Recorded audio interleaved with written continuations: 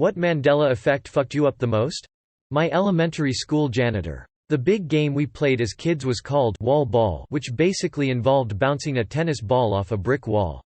The school was only 1 story tall, so every now and then an overzealous, undercoordinated kid would lob a ball onto the roof. Every now and then the janitor would go up and collect them for us.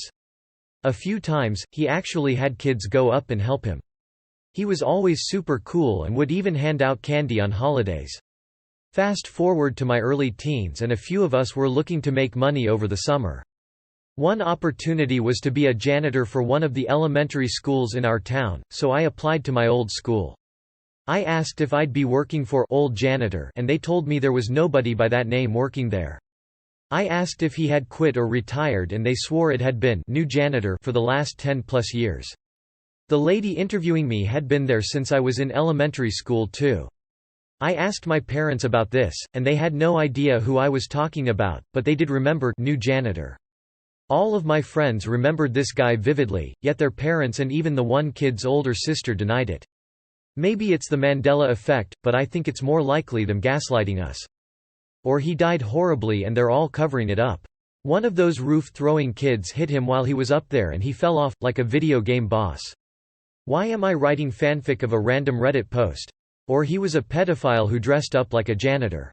That one's more likely. My entire life I am a Gen Xer. I thought in the 1970s live-action The Amazing Spider-Man TV show, Spider-Man was played by Parker Stevenson from the Hardy Boys. I watched both shows. I knew who Parker Stevenson was. When I found out Kirstie Alley from Cheers was married to Parker Stevenson, I thought, wow, Rebecca is married to Spider-Man. Recently something caused me to look at Parker Stevenson's IMDb page, and guess what? No Spider-Man. That's weird. Who the hell was Spider-Man? It turns out it was some guy named Nicholas Hammond. I've never heard of Nicholas Hammond, even though I watched every episode of The Amazing Spider-Man when it was on.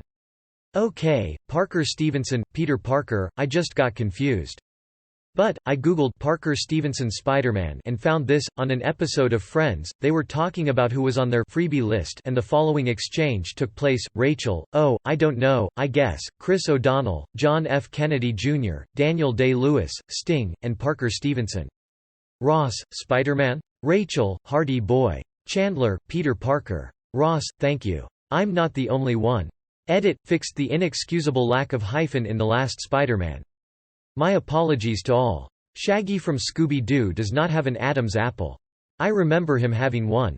Very clearly. The Pikachu tail, this shit blew my fucking mind. There's zero fucking possibility on this earth he did not have a black stripe on his tail. It's one of the most vivid memories I have. Every other Mandela effect is just kind of meh to me, but this one is unreal. I will never accept the fact he doesn't have a black stripe on his tail.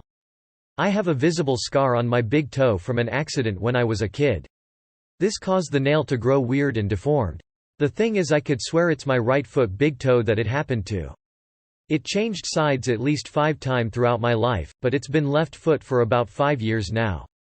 Obviously it's always been left foot, but my mind's really not accepting that as fact. I have clear memories of cutting the broken nail on right foot. Even though the scar is very clearly on left foot, and injuries generally don't feel any inclination to just go to their mirror opposite body part, or move around much at all, really.